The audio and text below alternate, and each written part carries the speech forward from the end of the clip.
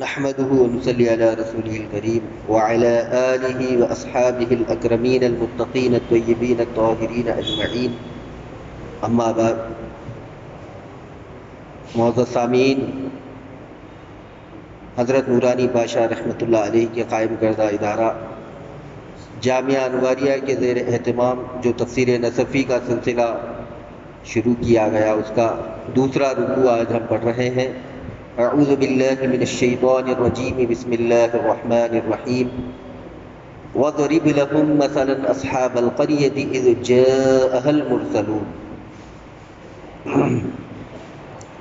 اور اے حبیب پاک صلی اللہ علیہ وسلم، آپ ان کافروں کے لیے مثال دیجئے، بستی والوں کی مثال دیجئے.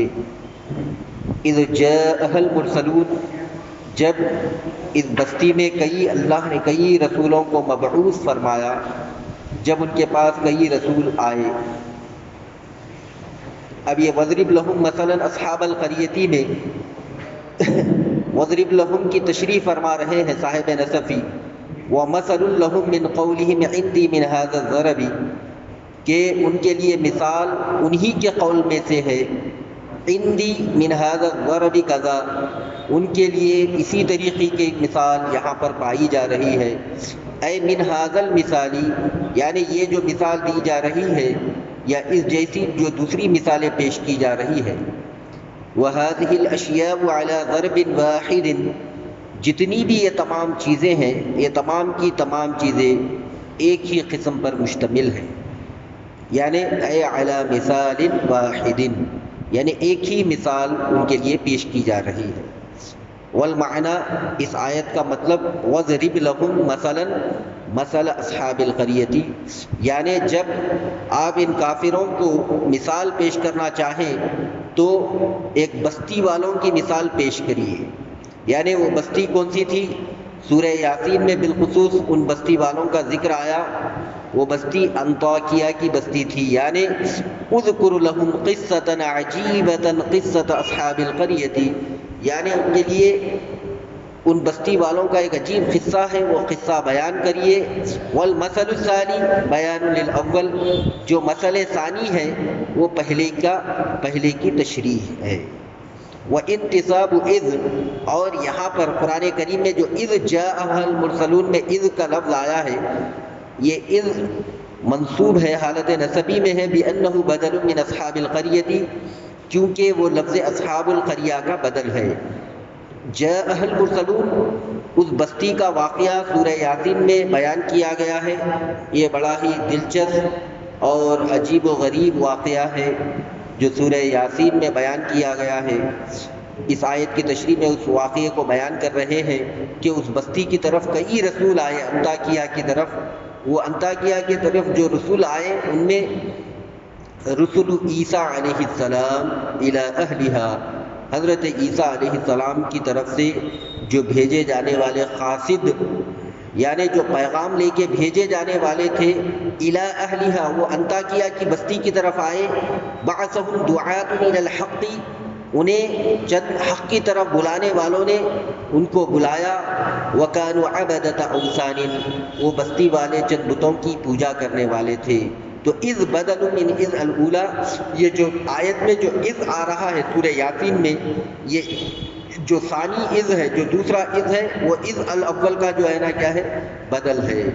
اذ ارسلنا الیہم، ہم نے اس بستی کی طرف، ان بستی والوں کی طرف ہم نے بھیجا. اے ارسل یا اے ارسل عیسیٰ بامرنا، یعنی ہم نے بھیجا مطلب حضرت عیسیٰ علیہ السلام نے انطاکیہ کی بستی جو حضرت عیسیٰ کی بستی سے آج کل کے اعتبار سے اگر ہم دیکھیں تو فلسطین سے کئی کلومیٹر دور تھی. حضرت عیسیٰ علیہ السلام فلسطین کے اطراف کے ایریے میں آئے تھے. تو حضرت عیسیٰ علیہ السلام نے وہ جو انطاکیہ کی بستی تھی وہاں پر کئی لوگوں کو قاصد بنا کر ایک خدا کا پیغام دے کر بھیجا. اثنین اذ ارسلنا الیہم اثنین، ہم نے انطاکیہ والوں کی طرف دو رسولوں کو بھیجا. دونوں کے دونوں صادقاً و صدوقاً، ایک تو سچے تھے اور ایک صدوقاً اور ایک بہت زیادہ سچے تھے. فلما قربا من المدینتی، اب ان لوگوں کا واقعہ بیان ہو رہا ہے یہاں پہ. آپ ترجمے سے وہ واقعہ سمجھ جا سکتے ہیں کہ جب وہ لوگ شہر کے قریب آئے، رعیا شیخن، انہوں نے ایک بوڑھے کو دیکھا، یرعا غنیمات لہو، وہ چھوٹی چھوٹی بکریاں چرا رہا تھا، وہو حبیب النجار، اور وہ حبیب نجار تھے. فسأل عن حالہما، تو حبیب نجار نے ان دونوں سے پوچھا ان کے حال کے بارے میں. تو فقالا، تو ان دونوں نے کہا، نحن رسول عیسیٰ، ہم حضرت عیسیٰ علیہ السلام کی طرف سے قاصد ہیں. ندعوکم من عبادت الاوثان الى عبادت الرحمن، ہم تمہیں بتوں کی پوجا سے رحمان کی عبادت کی طرف بلاتے ہیں. تو فقالا، ان میں کے ایک شخص نے کہا، یا حضرت حبیب نجار نے کہا کہ امعکما آیت، کیا تمہارے پاس کوئی نشانی ہے کہ تم حضرت عیسیٰ علیہ السلام کی طرف سے بھیجے گئے ہو؟ فقالا، تو ان دونوں قاصدوں نے، قاصد کے مطلب اردو میں کوئی پیغام لے کے جانے والے کو قاصد کہتے ہیں. تو یہ جو دو لوگ انطاکیہ کی بستی میں آئے ان کو قرآن کریم نے رسول کہا. یہاں پہ رسول قاصد کے معنی میں بھی ہو سکتا ہے، یا پھر اللہ کی طرف سے جو وحی آتی ہے اس وحی کو پہنچانے والے کا معنی بھی ہو سکتا ہے. لیکن صاحب نصفی فرما رہے ہیں کہ وہ جو دو لوگ تھے وہ ڈائریکٹلی اللہ تبارک و تعالیٰ کی طرف سے مبعوث نہیں تھے، بلکہ حضرت عیسیٰ علیہ السلام نے انہیں اپنا پیغام پہنچانے کے لیے انہیں اپنا قاصد بنا کر بھیجا تھا. تو جب وہ بستی میں داخل ہوئے، حبیب نجار سے ملاقات ہوئی. حبیب نجار نے ان سے کہا کہ اگر تم اللہ کی طرف سے حضرت عیسیٰ کے قاصد ہو تو کیا تمہارے پاس کوئی نشانی ہے، علامت ہے؟ تو انہوں نے کہا کہ نشف المریض ونبرئ الاکمہ والابرص، کہ جس طرح حضرت عیسیٰ علیہ السلام بیماروں کو شفا یاب کرتے ہیں، ہم بھی شفا یاب کرتے ہیں.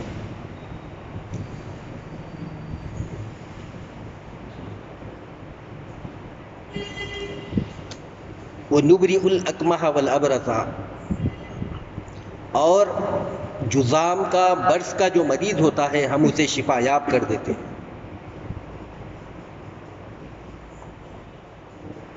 وَكَانَ لَهُ ابْنٌ مَرِيضٌ، حضرت حبیب نجار کا ایک بیٹا تھا جو بیمار تھا. مدت سنتین، 2 سال سے بیمار تھا. فَمَسَحَاهُ، تو یہ جو حضرت عیسیٰ علیہ السلام کے جو قاصد تھے انہوں نے اس بچے پر ہاتھ پھیرا. فقامہ، تو بیمار بچہ صحت یاب ہو کر اٹھ کھڑا ہو گیا. فآمن حبیب، تو حضرت حبیب نجار یہ دیکھ کر دنگ رہ گئے کہ جو بچہ 2 سال سے بیمار تھا وہ شفا یاب ہو گیا، اور اتنا اچھا شفا یاب صرف ہاتھ پھیرنے سے اگر کوئی شفا یاب ہو سکتا ہے تو یہ اللہ تبارک و تعالیٰ کی قوت و طاقت سے ہی ممکن ہے. یہ دیکھ کر حضرت حبیب نجار ایمان میں داخل ہو گئے. وہ فشل خبر، جب حضرت حبیب نجار کی ایمان کی خبر پورے انطاکیہ، فلسطین، عراق، دور دور تک جب یہ خبر پھیل گئی تو فشفا علی ایدیہما خلق کثیر، تو دور دور سے بیمار لوگ آ کر ان 2 قاصدین کے ہاتھ پر شفا یاب ہونے لگی. فدعاہم الملک، تو وہاں کا جو بادشاہ تھا اس نے انہیں بلوا بھیجا. وقال لہما، اور اس بادشاہ نے ان سے کہا، النا الہ سوا آلہتنا، کہ کیا ہمارا کوئی اور خدا بھی ہے ہمارے اپنے معبودوں کے علاوہ؟ قالا، تو ان دونوں نے کہا، نعم من اوجدک وآلہتک، ہاں ہاں تمہارا ایک حقیقی خدا بھی ہے جس نے تمہیں بھی پیدا کیا، تمہیں بھی وجود بخشا اور تمہارے خداؤں کو بھی. فقالا، تو بادشاہ نے کہا، حتی انظر فی امرکما، میں تمہارے معاملے میں غور کروں گا. فتبعہم الناس، تو لوگ ان دونوں کا پیچھا کرنے لگے. وضربوہما، اور لوگوں نے بادشاہ کے اشارے پر انہیں مارنے لگے. وقیلا، اور ایک یہ قول ہے کہ حبیسا، انہیں قید کر دیا گیا.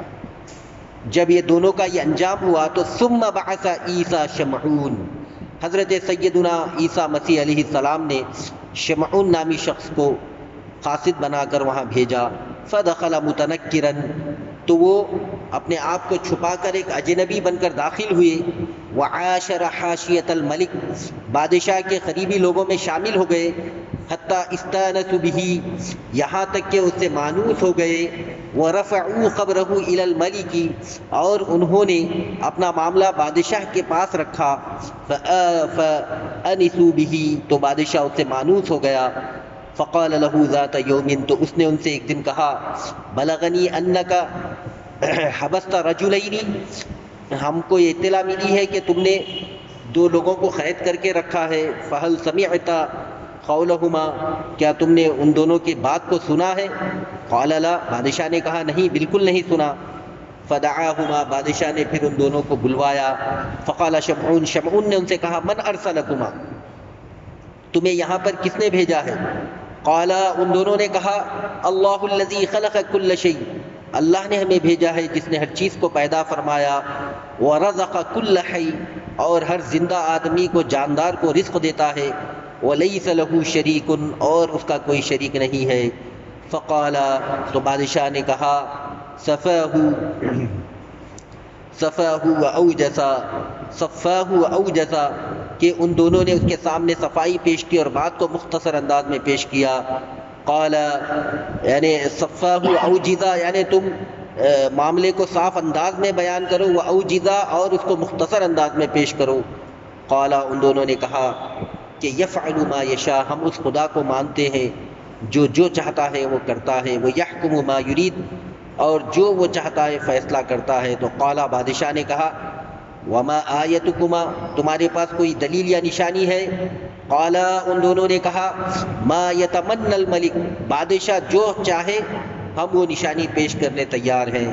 فدعا بغلام اکمہ، تو بادشاہ نے ایک جذام کے مریض کو بلوایا، جو لڑکا تھا جذام کا شکار تھا، اس کو بلوایا۔ فدعا اللہ، فدعا و اللہ، ان دونوں نے اللہ سے دعا کی، فابصر الغلام، تو وہ غلام جو بالکل جذام کا شکار تھا اور اس کی آنکھیں نابینا ہو چکی تھی، وہ دیکھنے لگا۔ فقال له شمعون، شمعون نے، عربی میں اکمہن کے معنی ایسا شخص جو پیدائشی اندھا ہوتا ہے اس کو اکمہن کہا جاتا ہے۔ تو وہ اندھا جو بلوایا گیا بادشاہ کے پاس، صرف ان کی دعا پر وہ بینا ہو گیا، دیکھنے لگا۔ تو فقال له شمعون، تو بادشاہ کو شمعون نے کہا، ارأیت لو سألت الہک، اے بادشاہ اب تو اپنے رب سے، جس کو خدا مان رہا ہے، اس سے دعا کر کے دیکھ، حتی یصنع مثل ھذا، تاکہ تیرا جو معبود ہے وہ بھی اسی طریقے سے کوئی کارنامہ کر دے، فیکون لک ولہ الشرف، تو اے بادشاہ تیرے لیے اور تیرے معبود کے لیے شرف کی بات ہوگی۔ قال الملک، بادشاہ نے کہا، لیس بی عنک سر، کہ میرا معاملہ تجھ سے چھپا ہوا نہیں ہے، ان الہنا لا یسمع ولا یبصر ولا یضر ولا ینفع، کہ بے شک ہمارا جو معبود ہے نہ وہ سنتا ہے نہ دیکھتا ہے، ولا یضر ولا ینفع، نہ وہ کسی کو نقصان پہنچا سکتا ہے نہ فائدہ پہنچا سکتا ہے۔ ثم قال، پھر اس نے کہا، ان قدر الہکما علی احیاء میت آمنا بہ، ان قدر، یا پھر ان قدر الہکما، اگر تمہارا بادشاہ، تمہارا جو معبود ہے، تمہارا جو خدا ہے، اگر وہ ان قدر طاقت رکھتا ہو علی احیاء میت، کسی مرے ہوئے آدمی کو زندہ کرنے پر اگر طاقت رکھتا ہے، تو آمنا بہ، تو ہم اس رب پر ایمان لے آئیں گے۔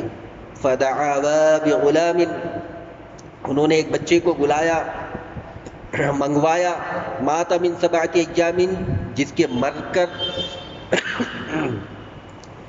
مر کر 7 دن گزر چکے تھے۔ فقاما، ان کی دعا پر وہ مردہ بچہ زندہ ہو اٹھا۔ وقالا، تو بادشاہ نے کہا، انی ادخلت فی 7 اودیۃ لما ماتوا علیہ من الشرک، کہ بے شک میں نے 7 وادیوں میں داخل کر دیا، لما مت علیہ من الشرک، کہ اس بنا پر جو کچھ کہ میں شرک کی بنا پر جس چیز پر میں مر چکا ہوں، وَأَنَا أُحَذِّرُكُم مَّا أَنتُم فِيهِ، اور میں تمہیں ڈراتا ہوں، تمہیں منتبہ کرتا ہوں کہ تم بھی اسی چیز میں کہیں مبتلا نہ ہو جاؤ۔ فآمنوا، تو وہ پورا بادشاہ اور وہ بستی ایمان لے آئی۔ وقال، اس نے کہا فتحت ابواب السماء، کہ آسمان کے دروازے کھول دیے گئے۔ فرأیت شابا حسن الوجہ، تو میں نے ایک نوجوان کو دیکھا جو خوبصورت تھا۔ یشفع لہؤلاء الثلاثۃ، جو ان تینوں کے لیے، یعنی حضرت عیسیٰ نے جو دو قاصد بھیجے تھے ان کے لیے، اور ایک شمعون نامی شخص جو آئے تھے تیسرے، ان کے لیے، ان تینوں کے لیے وہ سفارش کر رہا تھا۔ قال الملک، بادشاہ نے کہا ومن ہم، یہ کون ہیں؟ تو قال، کہا اس نے کہا، اس نوجوان نے کہا جو آسمان میں ظاہر ہوا، اس نے کہا شمعون و ہذانی، اے بادشاہ یہ شمعون اور یہ دونوں، یہ تینوں حضرت عیسیٰ علیہ السلام کی طرف سے مبعوث ہیں۔ یعنی بادشاہ نے یہ کہا کہ اگر کوئی لڑکا اگر مر جائے، اگر اس کو زندہ کر دے تو میں ایمان لے آؤں گا۔ تو جب ایک 7 دن سے جو مردہ شخص تھا اس کو لا کر زندہ کر دیا گیا، تو وہ مردہ شخص اٹھ کر یہ کہنے لگا کہ اے بادشاہ، یہ تینوں جو آئے ہیں تمہارے پاس، یہ تینوں حق پر ہیں۔ فتعجب الملک، تو بادشاہ اس پر تعجب ہو اٹھا۔ فلما رأى شمعون، جب شمعون نے دیکھا کہ ان قولہ قد اثر فیہ، کہ وہ جو مردہ زندہ ہو گیا اس کا قول بادشاہ پر اثر کر رہا ہے، تو نصحہ، تو شمعون نے بادشاہ کو نصیحت کی۔ فآمنا، تو بادشاہ بھی ان پر ایمان لے آیا۔ وآمن قوم، اور ایک پوری قوم ان پر ایمان لے آئی۔ اور ومن لم یؤمن، اور اس بستی میں، انطاکیہ بستی میں جو لوگ ایمان نہیں لائے ان پر صاح علیہم جبرائیل، حضرت جبرائیل علیہ الصلاۃ والتسلیم آ کر وہاں پہ ایک چیخ مارے، فہلکوا، تو پوری بستی ہلاک ہو گئی۔ تو سورہ یاسین میں یہ اصحاب القریہ جو بستی ہے انطاکیہ کا، یہ واقعہ تفصیل سے ذکر کیا گیا ہے، تاکہ مکہ میں جو کفار و مشرکین نبی کریم صلی اللہ علیہ وسلم کو ستا رہے تھے انہیں سبق دیا جائے کہ تم بھی مکہ نامی ایک بستی کے رہنے والے ہو، تم سے کچھ قریب میں حضرت عیسیٰ علیہ السلام زیادہ دور نہیں تھے، بالکل قریب تھے، تم سے کچھ قریب میں انطاکیہ نامی ایک بستی میں ایسے ہی ہوا کہ وہاں پر جو لوگ گئے تھے انہیں مارا گیا اور انہیں تکلیف دی گئی۔ پھر جب ان کے پاس اللہ کی نشانیاں آئی تو اس میں جن لوگوں کو اللہ نے توفیق دی وہ ایمان لائے، اور جن کو توفیق نہیں ملی حضرت جبرائیل علیہ السلام کی چیخ پر وہ ہلاک کیے گئے۔ تو اہل مکہ کو، کفار مکہ کو نصیحت کے لیے یہاں پر اس آیت میں اصحاب القریہ کا واقعہ ذکر کیا گیا ہے۔ یہاں پر اصحاب القریہ سے مراد انطاکیہ والے ہیں، وہ انطاکیہ والوں کے پاس حضرت عیسیٰ علیہ السلام کی طرف سے مبعوث بھیجے گئے، ان کا واقعہ امام نصفی یہاں تک بیان کیے۔ اب آگے بھی وہی واقعہ عربی زبان میں قرآن کریم میں کنٹینیو ہے، اس کی تشریح الگ کر رہے ہیں، لیکن جو واقعہ تھا وہ واقعہ پہلے بیان کر دیے۔ یہ آیت کے صرف چند الفاظ تھے۔ اب آگے آپ ترجمہ اور تفسیر دیکھیے کہ فَكَذَّبُوهُمَا، ان بستی والوں نے ان دونوں کو جھٹلا دیا۔ فَكَذَّبَ أَصْحَابُ الْقَرْيَةِ الرَّسُولَيْنِ، تو ان بستی والوں نے دونوں جو قاصد تھے جو حضرت عیسیٰ علیہ السلام کی طرف سے بھیجے گئے تھے انہیں جھٹلا دیا۔ فَعَزَّزْنَا، تو ہم نے مضبوط کیا، عززا کے معنی فَقَوَّيْنَاهُمَا، ہم نے انہیں قوت عطا کی۔ فَعَزَّزْنَا، عززنا ابو بکر، یعنی عززنا بھی ایک قرأت میں پڑھا گیا ہے، من عزہ یعزہ سے، یعنی کیا کہتے ہیں ثلاثی مجرد میں جو عزہ یعز رہتا اس سے عززنا بھی پڑھا گیا ہے، عززنا کے بجائے عززنا بھی پڑھا گیا ہے۔ اذا غلبہ، جب غلبہ آئے، یعنی ہم نے غلبہ عطا کیا، اے فغلبنا وقہرنا، ہم نے غلبہ دیا اور ہم نے قوت عطا فرمائی۔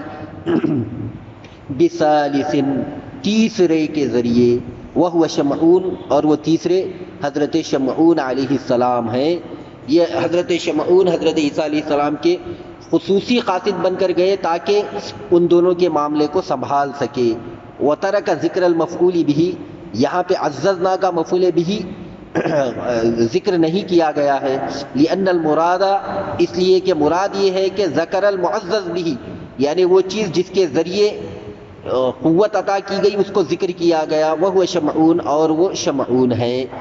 یعنی جس چیز کو مضبوط کیا گیا اس کا ذکر نہیں کیا گیا، لیکن جس چیز کے ذریعے مضبوط کیا گیا اس کا ذکر کر دینا، یہ بھی قرآن کریم کی فصاحت و بلاغت ہے.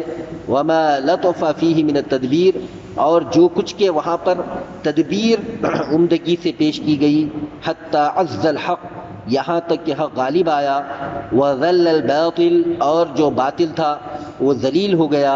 وَإِذَا كَانَ الْكَلَامُ مَنْسِبًا إِلَى غَرْضٍ مِّنَ الْأَغْرَاضِ، اور جب کوئی کلام غرضوں میں سے کوئی غرض کا حامل ہوتا ہے تو جُعِلَ سِيَاقُهُ لَهُ، تو اس کے سیاق کو اس کے ساتھ بیان کیا جاتا ہے. وَالتَّوَجُّهُ إِلَيْهِ، اور اس کو اس کی طرف متوجہ کیا جاتا ہے. كَأَنَّمَا سِوَاهُ مَرْفُوظٌ، گویا کہ اس کے علاوہ جو چیزیں ہیں وہ مرفوض ہے. مرفوض کے معنی ریجیکٹڈ ہے، یعنی اس کو یہاں پہ ذکر کرنا ضروری نہیں ہے. تو قرآن کریم صرف انہی الفاظ کو بیان کرتا ہے جو کلام میں ہدایت، رہنمائی اور روشنی کا ذریعہ ہوتی ہے. اسی لیے سورہ یاسین کی اہمیت اور فضیلت اس لیے بھی زیادہ ہے کہ اس میں کلمات کو منتخب کر کے اور ایسی چیزیں جو غیر مطلب اہمیت کی حامل نہیں تھی ان کو حذف کر دیا گیا یا ان کو متروک کر دیا گیا. فقالوا انا الیکم مرسلون، تو وہ تمام کے تمام تینوں جو اصحاب انطاکیہ کے پاس گئے انہوں نے جا کر کہا انا الیکم مرسلون، کہ اے بستی والو ہم تمہاری طرف بھیجے گئے ہیں، ہم تمہاری طرف رسول بنا کر بھیجے گئے، قاصد بنا کر بھیجے گئے ہیں. ای قال الثلاثۃ لاہل القریۃ، یعنی تینوں کے تینوں نے بستی والوں سے کہا کہ انا الیکم مرسلون. تو قالو، تو بستی والوں نے کہا، اے اصحاب القریۃ، یعنی وہ جو بستی تھی انہوں نے کہا کہ ما انتم الا بشر مثلنا وما انزل الرحمن من شیء ان انتم الا تکذبون، کہ تم نہیں ہو مگر ہماری ہی طرح ایک انسان. یہاں پہ بشرن کو پیش کے ساتھ پڑھا گیا ہے، رفع بشرن ہونا، یہاں پر بشرن کو رفع کے ساتھ پڑھا گیا ہے. ونصب فی قولہ، اور ایک قرآن کریم میں اور ایک آیت میں زبر کے ساتھ بھی ہے ما ھذا بشرا، حضرت یوسف علیہ السلام کے قصے میں ما ھذا بشرا کا لفظ بھی آیا ہے لانتقاض النفی، تاکہ نفی کو نقض کیا جائے، یعنی نفی کو توڑ دیا جائے بِإِلَّا، اللہ کے ذریعے. فلم یبقى لما شبہ بلیسا، تو ما ولا مشابہ بلیسا جو عربی زبان میں استعمال ہوتا ہے اس کے طور پر وہ باقی نہیں رہے گا. وهو الموجب لعمله، اور اگر ما ولا مشابہ بلیسا رہتا اللہ کے بغیر تو پھر وہ اس کے عمل کو واجب کرنا ہوتا. اللہ کے ساتھ آنے کی بنا پر اس کے عمل کو نقض کر دیا گیا ہے، چھوڑ دیا گیا ہے. یعنی ما اور لا جو عربی زبان کے الفاظ ہیں وہ قرآن میں ایک جگہ عمل کر رہے ہیں، زبر پیش میں تبدیلی لا رہے ہیں، اور یہاں پر اللہ آنے کی بنا پر اس میں تبدیلی نہیں آ رہی ہے. یعنی ما انتم اللہ آنے کی بنا پر بشرن کے بجائے بشرن استعمال کیا گیا ہے. وما انزل الرحمن من شیء، اور رحمان نے کوئی شے نازل نہیں کی، یعنی وحی نازل نہیں کی تم پر. ان انتم الا تکذبون، تم نہیں ہو مگر جھوٹ بولنے والے. ما انتم الا کذبا، یعنی تم میں نہیں ہے کوئی چیز مگر جھوٹ ہے. قالوا ربنا یعلم انا الیکم لمرسلون، تو ان رسولوں نے کہا کہ ربنا یعلم، ہمارا رب خوب جانتا ہے، انا الیکم لمرسلون، کہ ہم تمہاری طرف بھیجے گئے ہیں.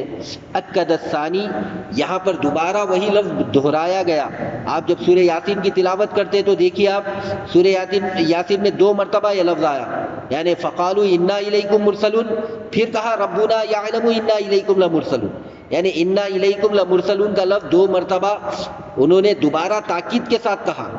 اکد الثانی باللام دون الاول، پہلے میں لام کے بغیر تھا، یہاں پہ انا الیکم لمرسلون میں لام کا اضافہ کیا گیا ہے تاکہ پہلے کے مقابلے میں زیادہ تاکید پیدا ہو. جیسے ہم اردو میں کہتے ہیں کہ میں آپ کے پاس آیا ہوں، پھر ان کو یقین نہیں آیا تو آپ کیا بولتے ہیں، میں ہی آپ کے پاس آیا ہوں. تو بالکل ویسے ہی قرآن میں یہ تاکید بیان کی گئی کہ انا الیکم مرسلون. جب وہ لوگ انکار کرے تو انہوں اور تاکید کے ساتھ بولے انا الیکم لمرسلون.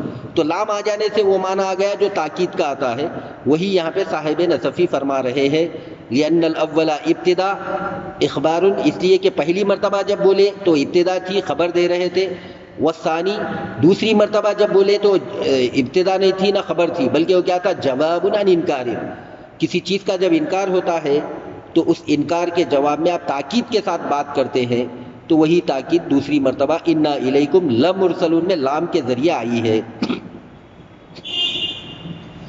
فیحتاج الی زیادۃ تاکید، تو جب انکار کا جواب دینا ہوتا ہے تو زیادہ تاکید کی ضرورت پڑتی ہے۔ وربنا یعلم، یہ ربنا یعلم کا جو جملہ ہے یہ جار مجر القسم، یہ قسم کی جگہ پر ہے، فی توکیدی تاکید کے اعتبار سے، یعنی گویا ربنا یعلم بولنے کا مطلب یہ کہ جیسے ہم بولتے ہیں اللہ کی قسم بولتے ہیں، تو اللہ کی قسم کا جو معنی ہے وہی معنی ربنا یعلم میں پایا جا رہا ہے۔ وَكَذَلِكَ قَوْلُهُمْ، اسی طریقے سے جیسا کہ عرب کہتے ہیں کہ شہید اللہ، اللہ گواہ ہے، اور عرب کہتے ہیں وعلم اللہ، اللہ کے علم میں ہے، ویسے ہی یہاں پہ انہوں نے کہا ربنا یعلم، ہمارا رب خوب جانتا ہے، وما علینا الا البلاغ المبین، اور ہمارے اوپر نہیں ہے مگر کھلے کھلے طور پر اپنا پیغام پہنچانا۔ آج بھی جب مقررین تقریر کرتے ہیں تو تقریر کے ختم پہ کہتے ہیں وما علینا الا البلاغ، یہ وما علینا الا البلاغ کا جو جملہ ہے یہ دراصل سورہ یاسین میں یہ جو اصحاب القریہ کی طرف بھیجے گئے جو رسول تھے، قاصد تھے، یہ ان کے کلمات ہیں، اے التبلیغ الظاہر المکشوف، یعنی ہم جو پیغام پہنچا رہے ہیں یہ پیغام ظاہر بھی ہے اور المکشوف اور ظاہر کرنے والا بھی ہے، بالآیات الشاہدتی، کھلی نشانیوں کو، بصحتہ، اس کی صحت کے ساتھ، سچائی کے ساتھ۔ یہاں تک یعنی کیا بولتے ہیں آپ کے اصحاب القریہ کی تفسیر بیان کی گئی، اب ان کے پیغام کو قرآن کریم میں سورہ یاسین میں آگے ذکر کیا جا رہا ہے۔ پھر انہوں نے کہا قالوا انا تطیرنا بکم لئن لم تنتہوا لنرجمنکم ولیمسنکم منا عذاب علیم۔ اب وہ لوگ اتنے بدبخت تھے، وہ بستی والے، قالوا انہوں نے کہا انا تطیرنا بکم، تمہارے آنے سے ہم نے اپنے لیے نحوست مراد لی ہے، یعنی تشاءمنا بکم، تمہاری وجہ سے ہمیں نحوست محسوس ہو رہی ہے، وذالک انہم کرہوا دینہم، یہ اس وجہ سے تھا کہ وہ ان کے دین کو ناپسند کرتے تھے، ونفرت منہ نفوسہم، اور ان کے دل اس سے نفرت محسوس کرتے تھے، وعادت الجہال، اور جیسا کہ جاہلوں کی عادت ہے کہ ان یتیمنوا بکل شیء مالوا الیہ، کہ جس چیز کی طرف ان کے دل مائل ہوتے ہیں اس کو مبارک سمجھتے ہیں، وقبلتہ، اور اس کو قبول کر لیتے ہیں، طباعہم، ان کی طبیعتیں، ویتشاءموا، اور ہر اس چیز کو منحوس سمجھتے ہیں، بما نفروا عنہ، جس سے وہ کراہیت محسوس کرتے ہیں، وکرہوہ، اور جس سے وہ نفرت کرتے ہیں۔ فَإِنْ أَصَابَهُمْ بَلَاءٌ أَوْ نِعْمَةٌ، اگر ان کے پاس کوئی آزمائش آتی ہے تو کہتے ہیں یشوم ھذا بشوم ھذا، کہ فلاں کی نحوست کی وجہ سے آئی ہے، او نعمت، اگر کوئی نعمت آتی ہے تو کہتے ہیں برکت ھذا، اس کی برکت سے آئے ہیں، وقیلا، گویا کہ کہا گیا کہ حبس عنہم المطر، کہ جب یہ لوگ بستی میں آئے تو ان کے پاس پانی رک گیا تھا، یعنی بارش کا ہونا رک گیا تھا، قحط سالی ہو گئی تھی، اس بنا پر انہوں نے کہا فقالوا ذالک، انہوں نے یہ بات کہی کہ تم آنے سے ہم کو نحوست ہو گئی، تمہارا خدا ہمارے لیے نعوذ باللہ نحوست کا سبب ہے، یہ انہوں نے کہا۔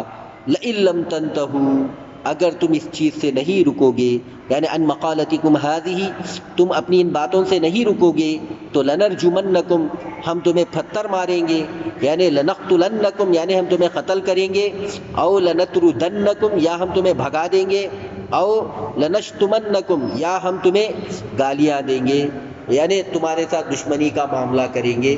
شتما کے معنی گالی دینا، برا بکنا، بکواس کرنا، ہم تمہارے ساتھ بکواس کریں گے، یہ انہوں نے کہا۔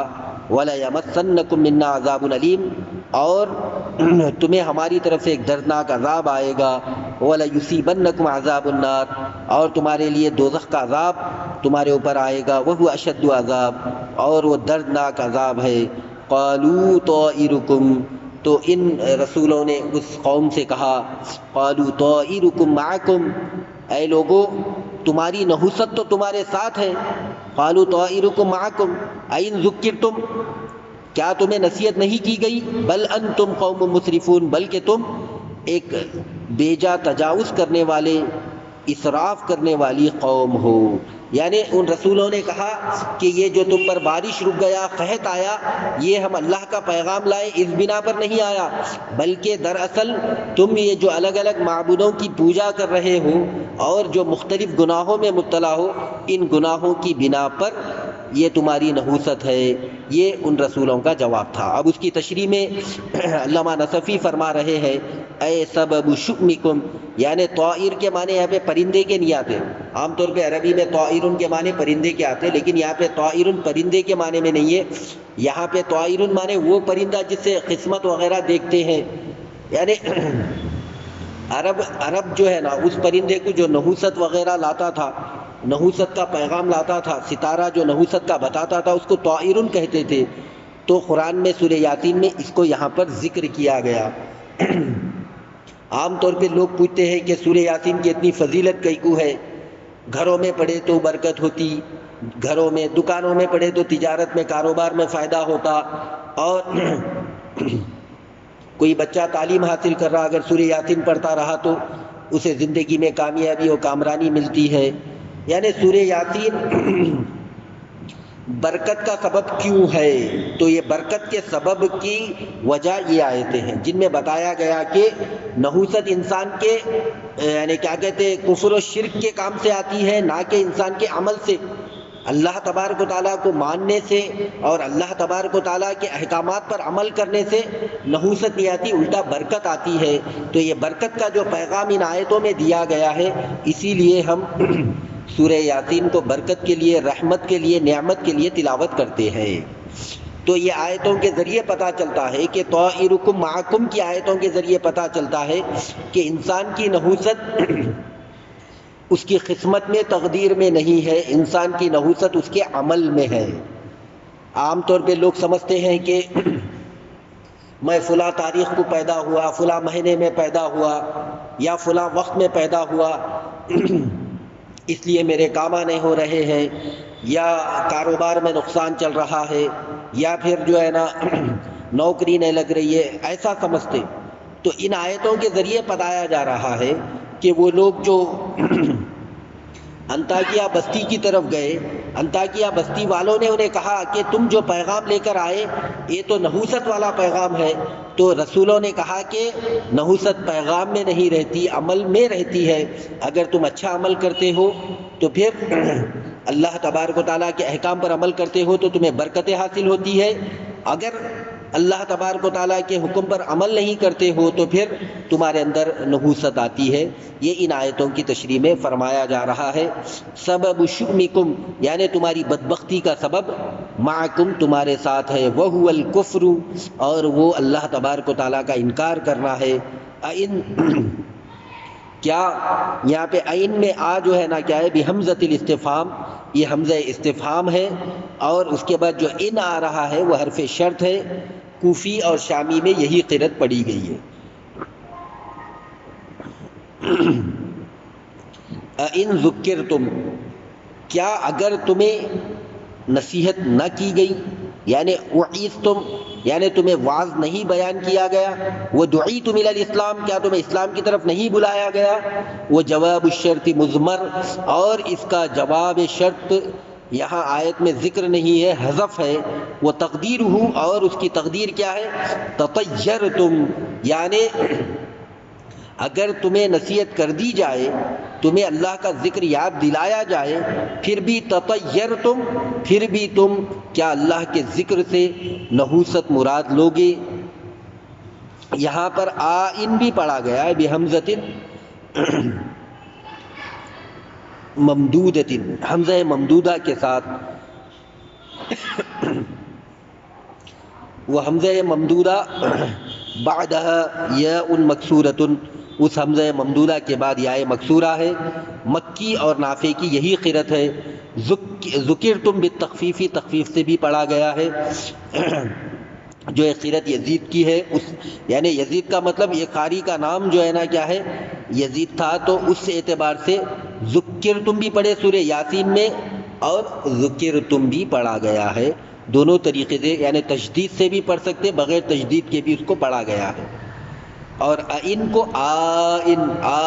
یعنی حمزہ مقصورہ کے ساتھ بھی پڑھا گیا ہے اور حمزہ ممدودہ کے ساتھ بھی پڑھا گیا ہے۔ بل انتم قوم مسرفون، اے قوم، اے انطاکیہ والو، تم ایک سرکشی کرنے والی قوم ہو، مجاوزون الحد فی العصیان، تم نافرمانی میں حد کو پار کرنے والے ہو۔ فمن ثم اتاکم الشوم من قبلکم لا من قبل رسول اللہ، جو کچھ نحوست آج تم پر آئی ہے، بارش رک گیا ہے، اور جو کچھ بھی قحط سالی آئی ہے، یہ من قبلکم، یہ اس کی وجہ تم خود ہو، لا من قبل رسول اللہ، نہ کہ اللہ کے رسولوں کی طرف سے یہ آئی ہے، وتذکیرہم، اور تمہیں جو نصیحت کی جا رہی ہے اس نصیحت کی بنا پر نہیں آ رہی ہے۔ او یا پھر اس آیت کا مطلب یہ ہے کہ بل انتم قوم مسرفون، تم سرکشی کرنے والے ہو، فی ضلالکم، اپنی گمراہی میں، وغیکم، اور اپنی سرکشی میں، حیث تتشاءمون، کہ تم اس چیز کو منحوس سمجھ رہے ہو، اس آدمی کو منحوس سمجھ رہے ہو، میں یجب التبرک بھی، کہ جن کے آنے سے برکتیں حاصل ہوتی ہیں، من رسول اللہ، وہ اللہ کے قاصد ہوتے ہیں، وہ اللہ کے رسول ہوتے ہیں، یہ اللہ کے رسول کے آنے پہ تبرک حاصل ہوتی ہے، تم اس کا الٹا معنی لے کر ان کے آنے پر نحوست کہہ رہے ہو، تو یہ جو نحوست کہہ رہے ہو، اس کہنے میں تم سرکشی کرنے والے ہو۔ یعنی مسرفون کے دونوں معنی آتے ہیں۔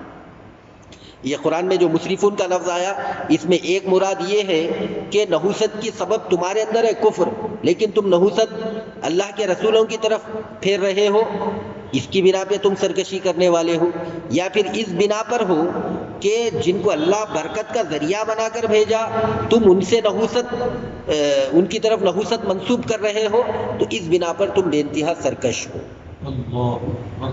اللہ یہاں پر ان آیتوں کی تشریح ختم ہو گئی۔ جب یہ تمام واقعہ ہو گیا تو اس کے بعد کا آگے کا ذکر کیا جا رہا ہے۔ یہ 22ویں پارے کی آخری آیتیں ہیں کہ وَجَاءَ مِنْ أَقْصَى الْمَدِينَةِ رَجُلٌ يَسْعَىٰ قَالَ يَا قَوْمِ اتَّبِعُوا الْمُرْسَلِينَ، اور پھر شہر کے آخری کنارے سے ایک آدمی دوڑتا ہوا آیا، اس نے کہا یا قوم اتبعوا المرسلین، اے میری قوم تم مرسلین کے راستے پر چلو، ان کی اتباع کرو۔ اتبعوا من لا يسألكم اجرا وهم مهتدون، تم ان لوگوں کے راستے پر چلو جو تم سے کوئی اجرت طلب نہیں کرتے، وهم مهتدون، اور اس حال میں کہ وہ خود راہ پائے ہوئے ہیں۔ وما لي لا اعبد الذي فطرني واليه ترجعون، اور مجھے کیا ہو گیا کہ میں نہ کروں اس کی عبادت جو مجھے پیدا کیا اور اسی کی طرف تم لوٹائے جاؤ گے۔ اتخذ من دونه آلهة، کیا میں اللہ کو چھوڑ کر کسی اور معبود کو بنا لوں؟ ان یردنی الرحمن بضر لا تغنی عنی شفاعتهم شیئا ولا ينقذون، اور میرا رب اللہ ایسا رب ہے کہ اگر میرا رحمان مجھے کچھ بھی اگر نقصان پہنچانا چاہے تو یہ جو تمہارے معبود ہیں یہ ذرا برابر بھی ان کی سفارش فائدہ مند نہیں ہوگی میرے لیے۔ ولا ينقذون، اور نہ ہی وہ مجھے نجات دے سکیں گے۔ انی اذا لفی ضلال مبین، اس وقت تو میں کھلی گمراہی میں قرار پاؤں گا۔ انی آمنت بربکم فاسمعون، بے شک میں تمہارے رب پر ایمان لایا، تم میری بات کو غور سے سنو۔ اب یہاں پہ وجاء من اقصى المدینہ کی تشریح میں علامہ نصفی فرما رہے ہیں کہ یہ جو آدمی شہر کے کنارے سے آیا تھا یہ وہی آدمی تھا جو ابتدا میں ایمان لایا، جس کا نام حبیب نجار تھا۔ عام طور پہ لوگ کہتے ہیں کہ قرآن کریم میں صرف نبیوں کا ذکر ہے، رسولوں کا ذکر ہے، ایسا نہیں ہے، قرآن کریم میں اولیاء اللہ کا بھی ذکر ہے۔ یہ جو وجاء رجل، جو رجل ہے، یہ رجل کوئی نبی یا رسول نہیں تھے۔ رجل کون تھے؟ حبیب نجار تھے۔ حبیب نجار کون تھے؟ وہ اصحاب القریہ جو بستی تھی، اس بستی کے نیک آدمی تھے جو اللہ کے ولی تھے، اور اللہ کے ولی اس لیے کہلائے کہ وہ پہلے شخص تھے جو ایمان لے آئے، تو ان کا ذکر قرآن کریم میں رجلن کے ذریعے آیا، تو رجلن کے ذریعے آنے سے خود یہ پتہ چل رہا ہے کہ قرآن کریم صرف انبیاء کرام کا ذکر نہیں کرتا، بلکہ ان انبیاء کرام کی امتوں میں جو لوگ اللہ کے ولی تھے، اولیاء اللہ تھے، نیک لوگ تھے جو انبیاء پہ ایمان لائے، ان کا بھی ذکر قرآن کریم میں ملتا ہے۔ سبحان اللہ، سبحان۔ جیسا کہ آپ کو معلوم ہے کہ قرآن میں ایک سورہ ہے، سورہ لقمان، روایتوں میں آیا کہ حضرت لقمان نبوت یا رسالت نہیں بلکہ ان کو حکمت عطا کی گئی تھی، ایک عقل مند آدمی تھے، نیک آدمی تھے، تو نیک آدمی کے نام پر ہی قرآن میں ایک سورہ کا نام ہے۔ اسی طریقے سے سورہ یاسین میں جاء رجل بول کے ایک ولی کا ذکر کر دیا گیا۔ تو قرآن کریم جہاں پہ انبیاء کا، رسولوں کا ذکر کرتا، وہیں پر نیک بندوں کا بھی ذکر کرتا ہے۔ جیسے حضرت سلیمان علیہ السلام کے واقعے میں آپ کو عفریت جن کا ذکر ملتا اور الذی عنده علم من الکتاب کا ذکر ملتا، ویسے سورہ یاسین میں حضرت حبیب نجار جو اس قوم کے نیک آدمی تھے ان کا بھی ذکر ملتا ہے۔ وَكَانَ فِي غَارٍ مِّنَ الْجَبَلِ، وہ پہاڑ کے غار میں رہا کرتے تھے، یعبد اللہ، وہاں رہ کر اللہ کی عبادت کیا کرتے تھے۔ فلما بلغہ خبر الرسل، جب انہیں ان رسولوں کی خبر پہنچی، اطلاع ملی، تو اتاہم، وہ بولے کہ بھئی یہ تو سچے لوگ ہیں، یہ سوچ کر وہ دور سے دوڑتے ہوئے آئے، یعنی پہاڑ کے اندر جہاں غار میں رہا کرتے تھے وہاں سے دوڑتے ہوئے بستی میں آئے، شہر میں آئے، اور آ کر انہوں نے وَأَظْهَرَ دِينَهُ، انہوں نے اپنا دین ظاہر کر دیا۔ وقال، اور انہوں نے کہا، أَتَسْأَلُونَ عَلَى مَا جِئْتُمْ بِهِ أَجْرًا، کہ اے رسولو کیا تم جو چیز پیش کر رہے ہو اس پہ کچھ اجرت طلب کرتے ہو؟ قالوا، انہوں نے کہا، لا، نہیں۔ تو قال یا قوم اتبعوا المرسلین، تو حضرت حبیب نجار جو ولی تھے، نیک تھے، ایمان والے تھے، انہوں نے کہا کہ اے میری قوم ان رسولوں کو مان لو، اتبعوا من لا يسألكم اجرا، تم یہ لوگ جو تم سے کوئی اجرت اپنے کام پہ طلب نہیں کر رہے ہیں، ان کے پیغام کو قبول کر لو، علی تبلیغ رسالتی، یعنی دین کا پیغام پہنچانے کے لیے کوئی اجرت طلب نہیں کر رہے ہیں، وہم مہتدون، اور یہ لوگ راہ پائے ہوئے ہیں، اے الرسل، یعنی یہ لوگ اللہ کی طرف سے ان کو ہدایت مل چکی ہے۔ فقالوا، تو پوری بستی والوں نے مل کر کہا، او انت علی دین ہؤلاء، اے حبیب نجار کیا تو بھی انہی لوگوں کے دین پر ہے؟ فقالا، انہوں نے کہا، یعنی حضرت حبیب نجار نے قوم کے اس سوال کے جواب میں جو کہا وہی 23ویں پارے کی پہلی آیت ہے۔ سبحان۔ آپ دیکھیے 23ویں پارے کے جو ابتدائی الفاظ ہیں، یہ ابتدائی الفاظ یہ حضرت حبیب نجار جو انطاکیہ بستی کے جو کیا کہتے ہیں ایمان لائے ہوئے ایک ولی تھے، وہ ولی کے الفاظ کو قرآن نے نقل کیا۔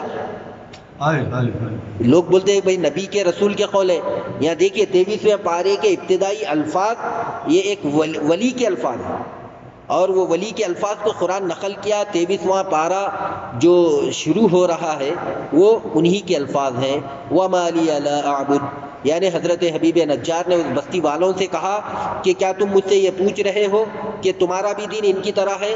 تو سن لو کہ وَمَا لِيَ، کہ مجھے کیا ہو گیا، یعنی میرے پاس کوئی آپشن نہیں ہے، میرے پاس کوئی دوسرا اور اختیاری نہیں ہے۔ وَمَا لِيَ، مجھے کیا ہو گیا کہ لا اعبد، میں نہ کروں عبادت الذی فطرنی، اس رب کی جس نے مجھے پیدا کیا، یعنی خلقنی، جس نے میری تخلیق کی، وَإِلَيْهِ تُرْجَعُونَ، اور اے لوگوں تم اسی کی طرف، یعنی اسی رب کی طرف دوبارہ مر کر اسی کی طرف لوٹائے جاؤ گے، وَإِلَيْهِ مَرْجَعُكُمْ، اسی کی طرف رجوع کرنا ہے۔ وَمَا لِيَ، یہاں پہ وَمَا لِيَ کو یعنی حضرت حمزہ جو مشہور قاری ہیں ان کی قرأت میں وَمَا لِي یا وَمَا لِيَ دونوں طریقے سے پڑھا گیا، ایک قرأت میں وَمَا لِيَ ہے اور ایک قرأت میں وَمَا لِي لَا أَعْبُدُ الَّذِي، یعنی بغیر یا کے زبر کے ساتھ بھی پڑھا گیا ہے۔ اتخذ، کیا میں بنا لوں، یا بحمزتین، یہاں پہ دو حمزے کے ساتھ بھی پڑھا گیا ہے، یعنی اتخذ بھی پڑھا گیا، اتخذ بھی پڑھا گیا ہے حضرت کوفی کی قرأت سے، من دونہ آلہۃ، یعنی اللہ کو چھوڑ کر کچھ اور معبود بنا لوں، یعنی الاصنام، یعنی ان بتوں کو میں اپنا معبود بنا لوں۔ اگر ایسا کر لوں میں، اگر ایسا بنا لوں تو ان یردنی الرحمن بضر، اگر رحمان مجھ کو کچھ نقصان پہنچانا چاہے، اگر پہنچانا چاہے، شرطن، یہ عربی میں ان شرط کے معنی میں آتا ہے، تو اس لیے یہاں پہ صاحب نصفی فرما رہے ہیں کہ شرط ہے، جواب اس کا جواب شرط یہ ہے کہ لا تغنی عنی شفاعتہم شیئا، اگر میں اللہ کو چھوڑ کر کسی اور کو اگر اللہ کے برابر کا درجہ دے دوں گا تو پھر یہ جو دوسرے معبود رہیں گے یہ میری سفارش کو نہیں آئیں گے، ان کی سفارش ذرا برابر بھی، ان بتوں کی سفارش ذرا برابر بھی اللہ کی بارگاہ میں مقبول نہیں ہوگی۔ ولا ينقذون، اور نہ ہی وہ مجھے بچانے والے ہیں۔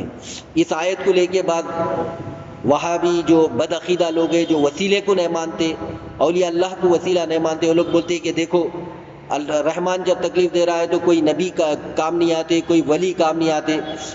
ان کو سوچنا چاہیے کہ اس آیت میں کھلے الفاظ میں یہاں صاحب نصفی بھی فرما رہے ہیں کہ یہاں پہ حبیب نجار جو کہہ رہے ہیں اس سے مراد وہ بت ہیں جو مشرکین جن کی پوجا کرتے تھے اور پوجا کر کے اللہ کے برابر درجہ دیا کرتے تھے، ان بتوں کے بارے میں یہاں پہ ذکر ہے۔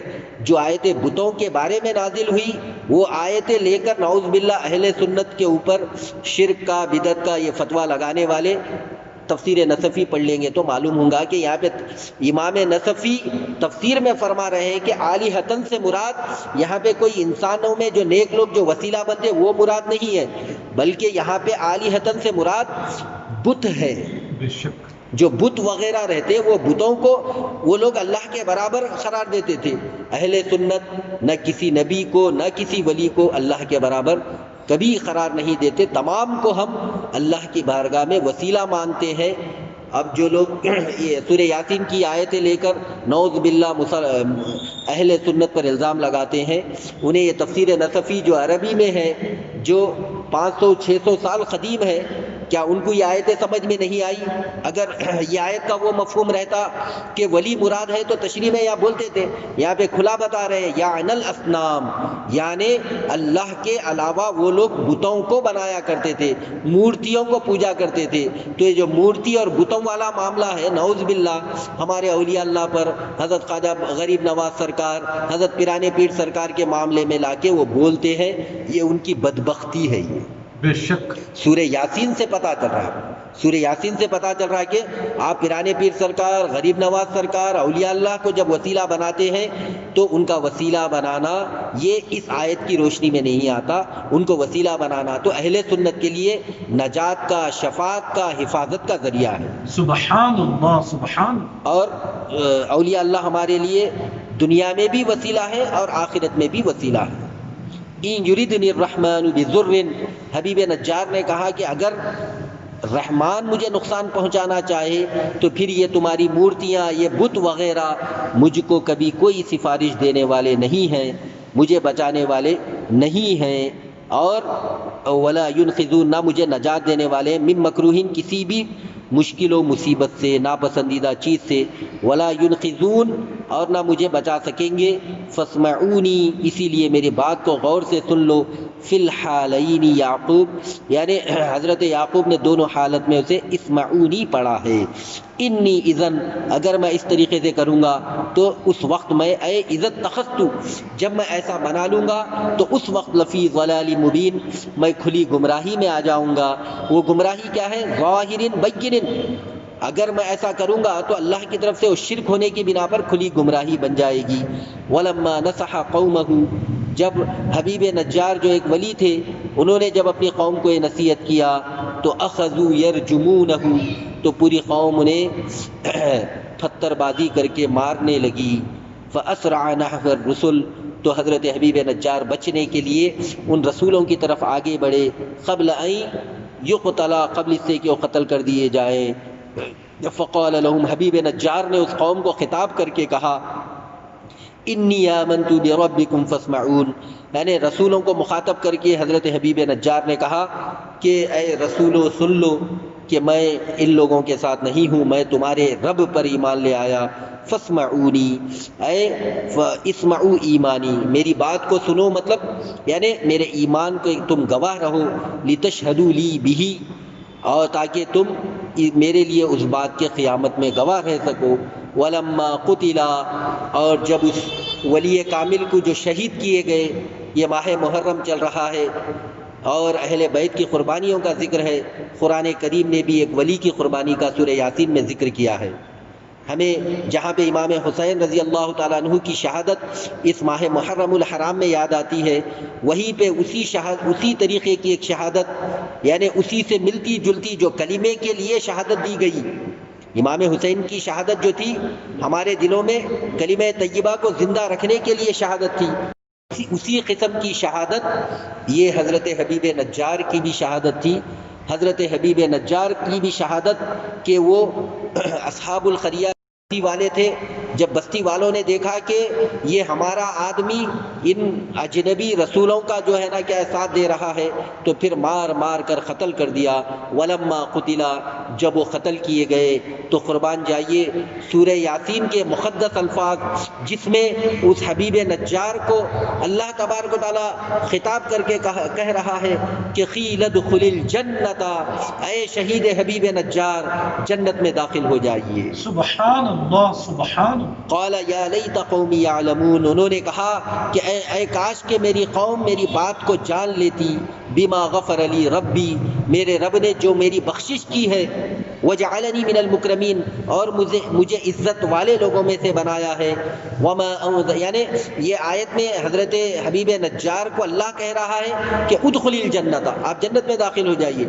قال، انہوں نے کہا یا لیت قومی یعلمون، یہ وہی جملے ہیں جو امام حسین نے میدان کربلا میں بھی کہا جب یزیدی، ابن زیاد، شمر وغیرہ وغیرہ میدان کربلا میں جب حضرت علی اکبر اور اہل بیت کرام میں جو نوجوان جو لوگ تھے، حضرت علی اکبر، حضرت حر کو جب شہید کیا گیا تو امام حسین نے یہی کہا تھا کہ یا لیت قومی یعلمون، اے کاش کہ میرے نانا کی یہ قوم جو کلمہ پڑھ رہی ہے وہ جان لیتے کہ میرا کیا مقام ہے۔ اسی طریقے سے حضور کریم صلی اللہ علیہ وسلم جب طائف تشریف لے گئے اور نعوذ باللہ طائف والوں نے آپ پر پتھر اور سنگ پھینکے اور آپ کو زخمی کر دیا، تو اس وقت بھی حضور کریم صلی اللہ علیہ وسلم کی زبان اطہر پر جو جملے جاری ہوئے وہ یہی جملے تھے یا لیت قومی یعلمون۔ دراصل یہ جملے حضرت حبیب نجار کے جملے ہیں جو قرآن کریم میں سورہ یاسین میں بیان کیے گئے۔ جب انہیں اصحاب القریہ شہید کر رہے تھے تو انہوں نے کہا یا لیت قومی یعلمون، اے کاش کہ میرے لوگ جان لیتے، کیا جان لیتے؟ بما غفر لی ربی، میرے رب نے میری کیا خوب مغفرت کی ہے، وجعلنی من المکرمین، اور میرے رب نے مجھے اعلیٰ شہداء کے برابر درجہ عطا فرمایا ہے۔ انشاءاللہ آگے درس اسی کا کنٹینیو برقرار رہے گا۔ وآخر دعوانا ان الحمد للہ رب العالمین۔